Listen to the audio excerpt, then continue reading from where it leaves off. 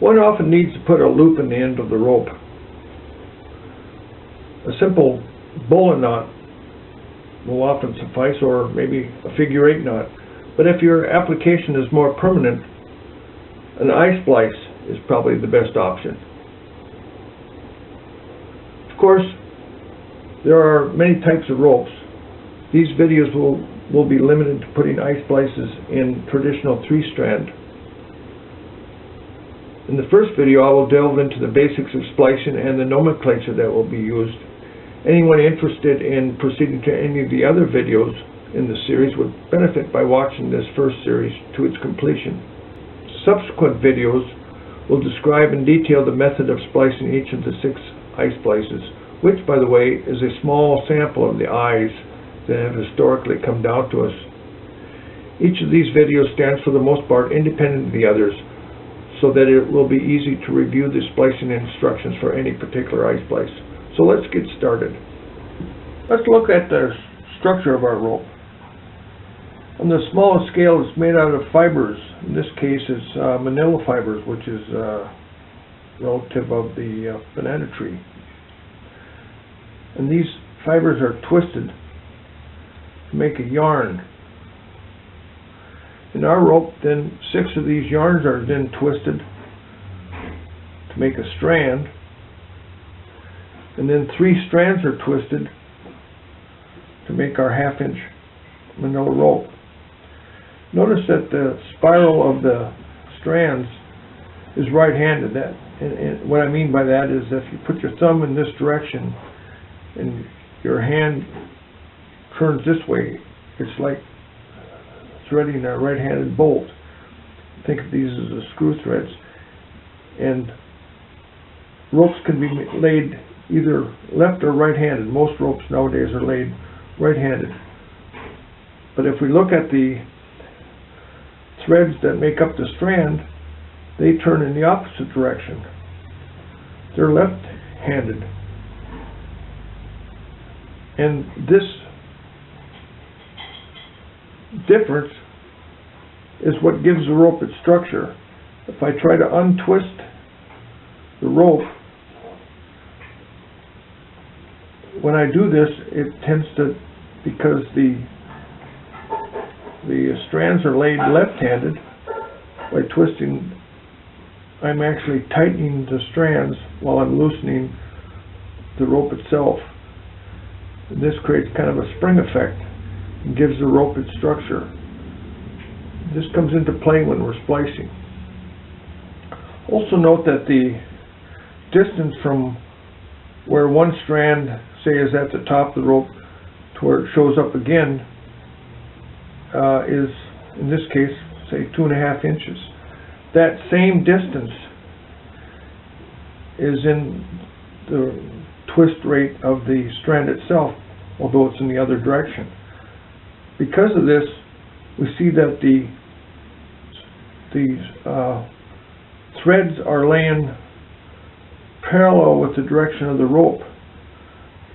That makes the rope less susceptible to abrasion when it's sliding. Other ropes may have a different, we'll call it pitch rate, on the strand than they do on the threads or in the rope itself, which gives it different characteristics. Another property that affects the structure of rope is the material that it's made out of. Here I've got 2 samples of nylon and in this case an older polypropylene that's been exposed to the sun. Normally both of these materials tend to expand when you open them up due to the surface of the fibers being slippery, especially nylon. This polypropylene, since it's been in the sun for a bit, has stiffened up, and so the structure and the fibers stay coiled when you start to take the rope apart. This is relatively new nylon, and you can see right away that the strands and the threads start to explode. So it's important when you open up something like nylon that you tape the ends before you proceed. By the way, this is another way of forming an eye in rope. I used seizing and serving are often used in combination to form a stronger eye splice, but it's outside the scope of this series of videos. If you're new to splicing, probably you should buy yourself some manila or jute rope. Half-inch probably be fine to work with because of this problem of the rope being less manageable. To make a splice, we'll make a bite or bend in the rope, and that divides it into two parts. We'll call the part that we're splicing into the standing part, and the part that we're actually doing the weaving with we'll call the working part, and this being the end. So all of our splices start with making this bite and then allowing a length of the rope to be unwound that will be used in making the splice itself. The length of this section of rope is determined by the length of the splice. That in turn is determined by the material. With manila, it's recommended that you have a splice length of at least 3 tucks. That is, in the splicing process, the strand of the working end will go under and over the strands in the standing part, a minimum of 3 times for manila, 6 times for nylon, and then we'll also need some length of strand to taper if we want to taper, and then a little bit extra for safety. So in our case with this rope, if we wanted, say the splice started here, that'd be over, under, 1, 2, 3, that's the minimum, and then maybe a couple for tapering, 4, 5. So we've got about, say, 8 inches for the length of the splice, and then we'll leave a little extra. So about a foot should be fine. A little extra can't hurt any. Then we'll determine the size of the eye itself.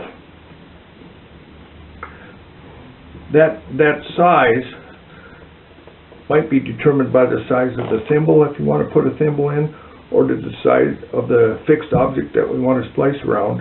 If there's just a splice in the end of the rope that's going to be more or less universal, don't make it too small, because that puts a little bit of stress on the throat of the eye.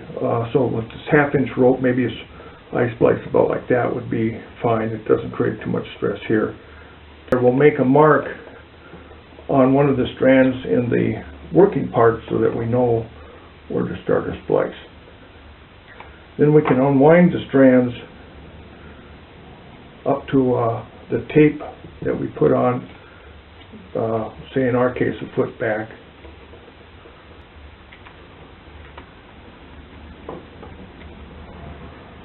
And then we will proceed to actually start the splice.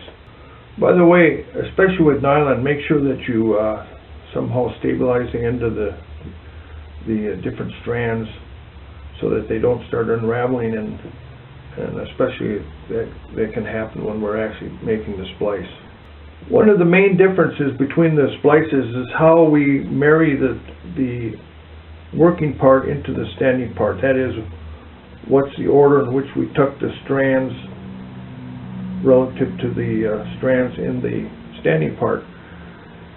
In books, because you've had to take a 3-dimensional rope and express it on a 2-dimensional page, they often show the diagram with the rope basically unrolled so that you can see all 3 strands and you can see what gets tucked over what. However, that can lead to some confusion when you interpret that. And when you compare different instructions, the nomenclature varies. So I'm going to create my own nomenclature. Let's start with the standing part. We've marked one of the strands. We marked it, you might say, in the top of the eye, because when we form the eye, it forms a plane. So we can see that this strand is at the top of the rope. That's relatively arbitrary, but we put a mark there. And because we'll be splicing in this direction, let's call this strand the target strand. And because we're going to be splicing in this direction, let's call the strand that is on this side the forward strand, and on this side the aft strand, using nautical terms. If we open up the end of the working part, we see that it more or less has threefold symmetry, and there's no strand that's unique. However, when we make our bite in the rope and decide where we're going to start our splice, there's generally one of the strands that is on the top. Again, because the rope forms a plane, we can define that. So usually that top strand is the one that's chosen, but sometimes there might be two strands that are at the top, so it's arbitrary which we pick. What I like to do is, I've noticed that when you bend rope, it tends to unwind a little bit. So if there's a question about which strand is on top, I generally try to choose the one that's, say we have a situation like this, I'll choose the strand that when I twist the rope a little tighter comes to the top. That keeps the integrity and the structure of the rope that's in the bite firm. Okay, so let's arbitrarily say we've chosen this strand to be our chosen strand. In most of the diagrams and some of the videos you watch, they say to sort of shake the rope, or they have it drawn to where the remaining strands fall one to the left, one to the right. But that can be confusing, especially with ropes like nylon that don't have any memory. So we'll come up with a more reliable system. If this is our chosen strand, then one of the other strands is always going to be trailing it in the corkscrew of the lay of the rope. And in this case, that's this one.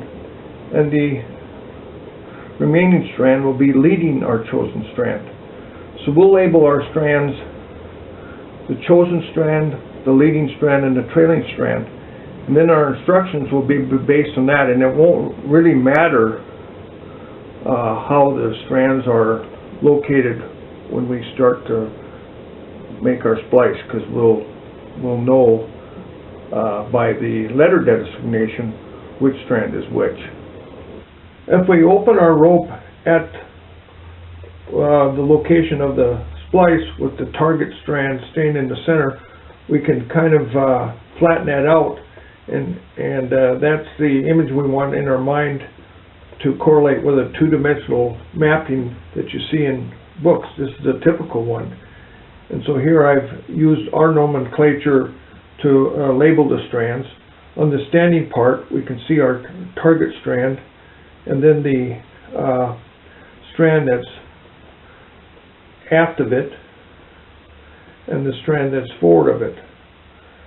Likewise, on the workings, we've got our chosen strand, and then the strand that trails it, and the strand that leads it, marked.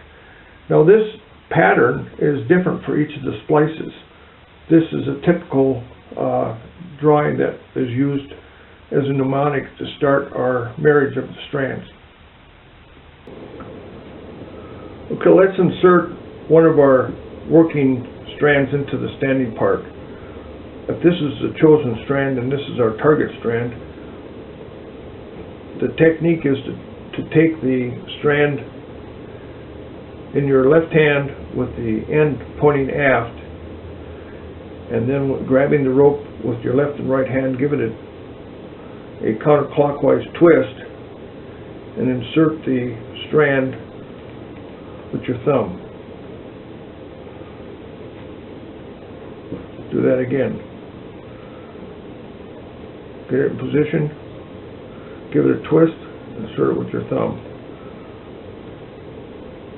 By doing this way, we're going to, as we pull it through, we're going to keep the integrity of that strand, or in other words, we'll keep the strand from unraveling. Notice now that when we tuck a strand under a working strand, we automatically are also tucking under two strands. It's just the nature of three-strand rope. So that can sometimes be confusing when the diagram will show that the rope is being tucked under two strands. It's actually being tucked under one strand on the back side, or the bottom side. Most diagrams with right-hand laid rope, we're going to be inserting the strands in this direction with the right hand dealing with the working ends. A few diagrams will actually show it to where the working end will be being inserted from the left. But really what that is it's shown that way because the diagram is simpler, but it's actually it could have been drawn to be inserted from the right. We'll see that issue later. So we've tucked our first strand. Now if we want to tuck, say, this leading strand, we've got several choices. If we wanted to leave it aft of this one, we could tuck it under here or under this one, or if we wanted to tuck it forward of this one, we could tuck it here under this one or under that one. We just wouldn't tuck it under the same one. So you can see there's a lot of options. So let's go ahead and tuck it, say, under this one.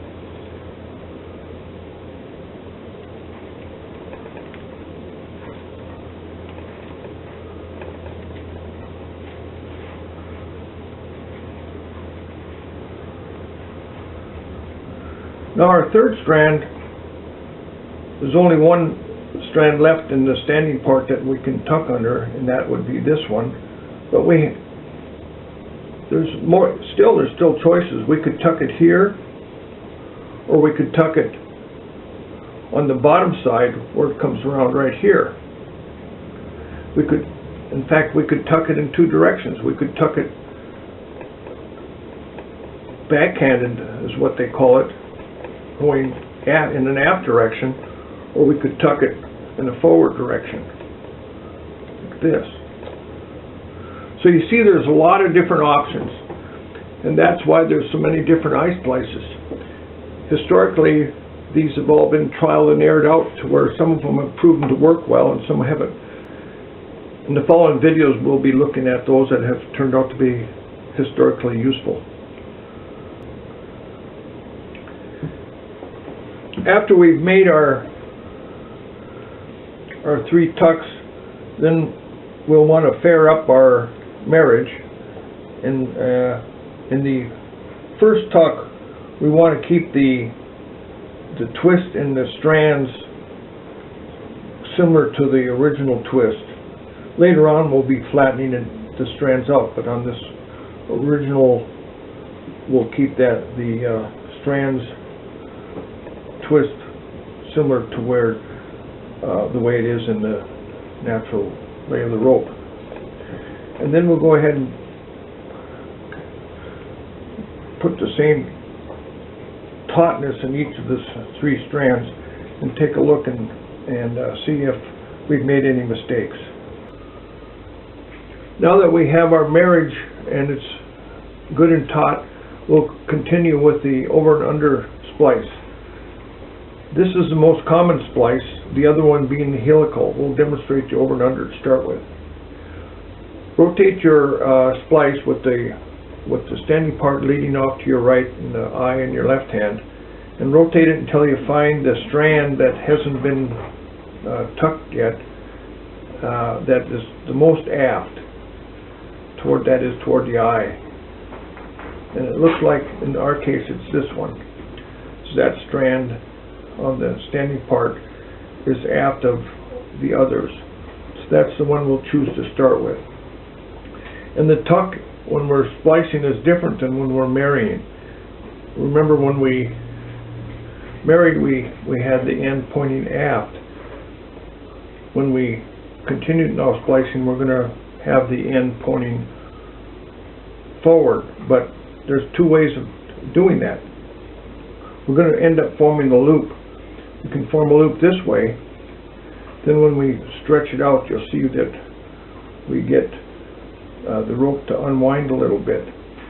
If we were to form the loop this way, when we tuck and we tighten it up, you see it tends to tighten. What we want, and sometimes it can be so bad that you can end up getting a hawk formed as you drag the rope through, something like that. To avoid that and doing damage to the strands, rotate it in sort of a clockwise fashion, and then have the end of the strand pointing, you might say, forward. But other than that, the technique's the same. Hold it with your left thumb, get it ready to where it's going to be tucked. Rotate the rope so it opens up, and then pull it through. Now as it comes through, help the rope unwind. We want the strands to lay flat like a ribbon rather than round like a rope. That'll allow the strands to blend in with the standing part strand that's underneath it. So it's like that, and it makes a flat surface and it won't be so lumpy. And we rotate the rope toward us, and that'll find the next strand that needs to be tucked, the one that's most aft. And again, put the loop in, open it up with your fingers, tuck it, and pull it through. And then help it unwind as it's coming through. You see how the strands are already mostly unwound? And then on the third one.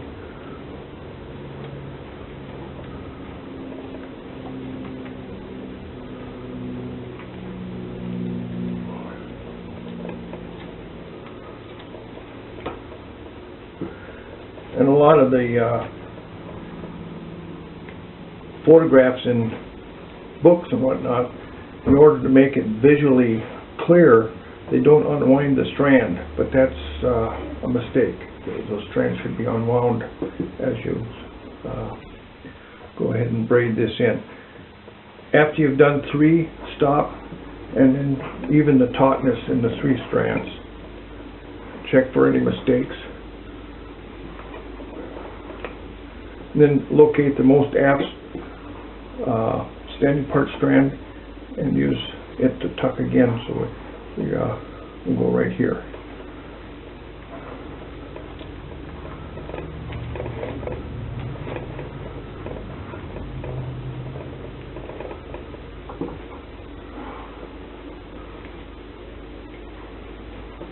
By doing it one tuck at a time for each strand, we also avoid the chance of getting the working strands fouled into the tucks.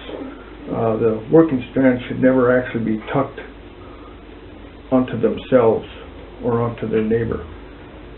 They should only be tucking underneath a standing part strand.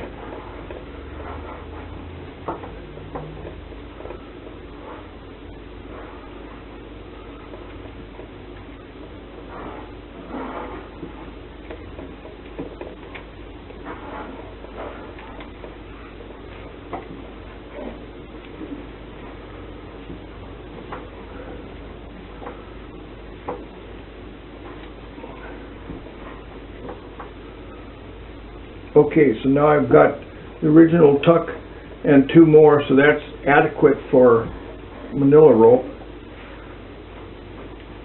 And now at this stage I could start to taper, but I will save that for the individual videos on the different splices, just to save on time. After we've finished our splice, we want to fair it up by maybe hammering on it a little bit and rolling it underfoot.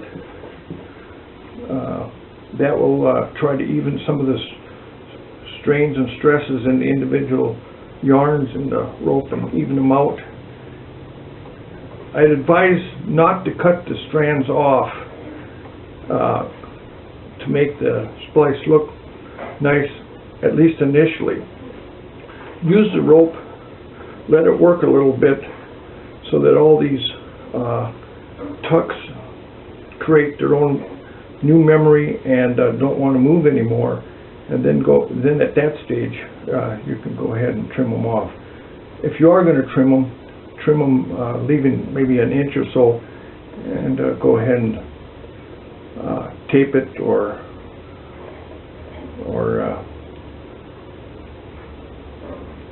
maybe in some cases burn it so that it doesn't unravel, at least initially. The other common splicing method is the helical splice, or sometimes called the sailmaker splice.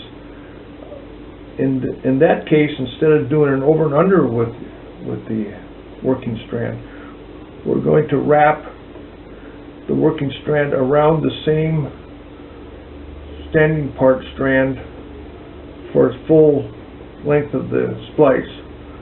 So right now we'll take this strand and wrap it around that strand, and it's a back splice. So again, instead of going in the direction of the standing part away from the eye, we're going to come back around on that part. So for this working strand, we're going to back splice around that standing part strand, and we're going to unroll the rope. So the first thing we'll do is make the tuck. We'll open it up and tuck it under, and then with your thumb open up the strand so that it's laying as all the strands are like a ribbon. There's no twist in them at all.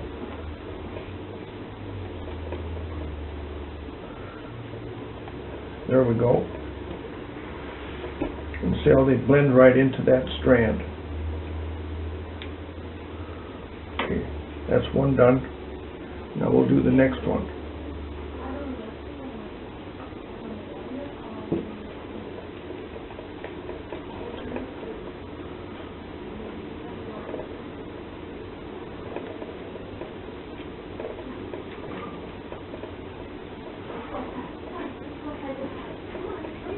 Don't tighten it up until you get it laid out flat, otherwise it's more difficult.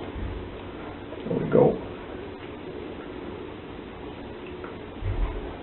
And then the last one. This sailor maker splice or helical splice is not used standing alone because it's not as strong. So it's used in combination with seizing, or in our case we're using it at the end of a regular splice, and we'll use it for our tapering where the strength is not the issue.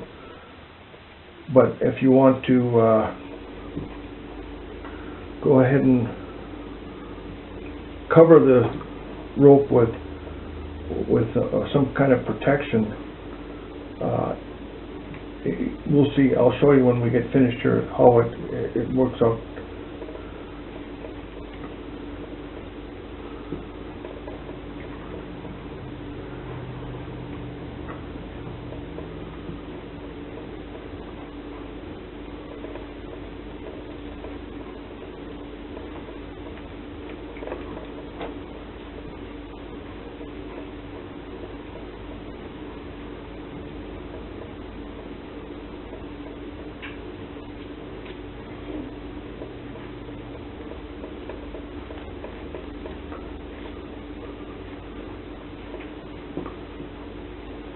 Okay.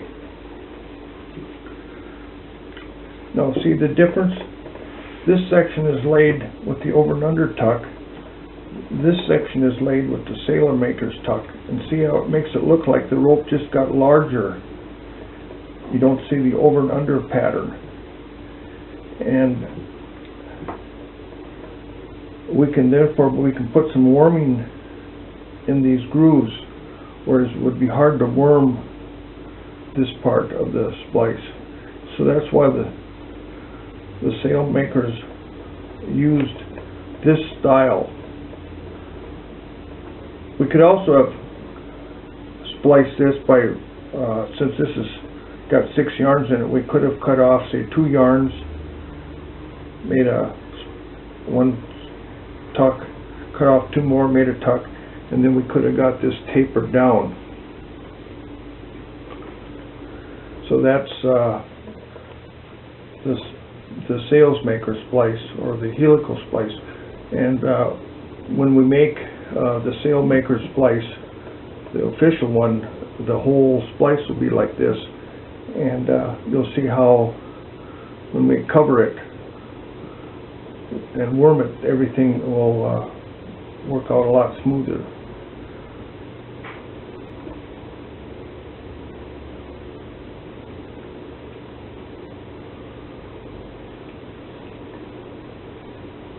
We'll finish off this first video by giving you a preview of the 6 splices that will be included in the subsequent videos. The first one we'll look at is the sailor splice. This is the most common and the one you see in books.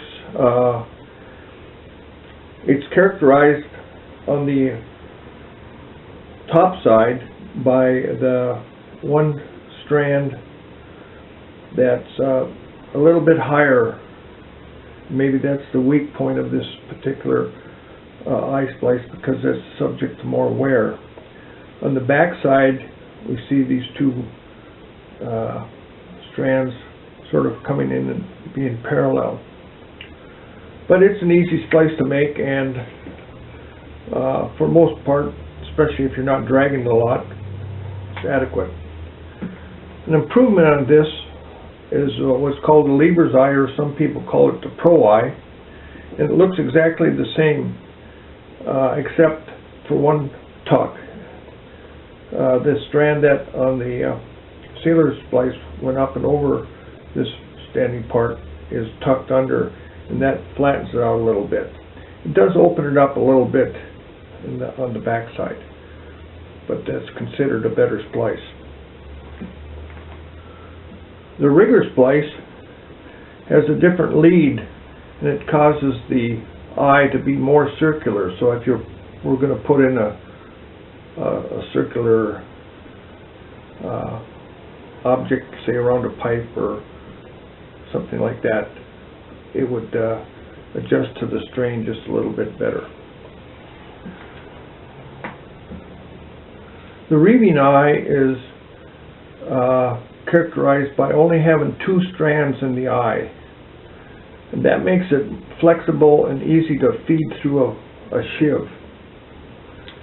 It still has, if the stress in the rope here, let's say, is tension T, it's split into 2 here, half T and half T, but there's 4 strands, so it's although it is weaker than a regular eye, it's still the eye itself has been shown to be adequately strong. And it makes the eye flexible if that's also something you desire.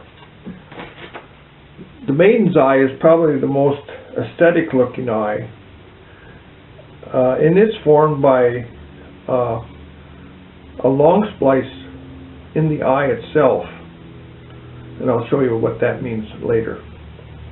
And then the final video will be on the sailmaker's eye, and earlier I showed you what the helical splice was like, and that's what this is. And then in that video we'll go ahead and put worming and parceling and serving on the splice, and you'll see how smooth it is along with the taper.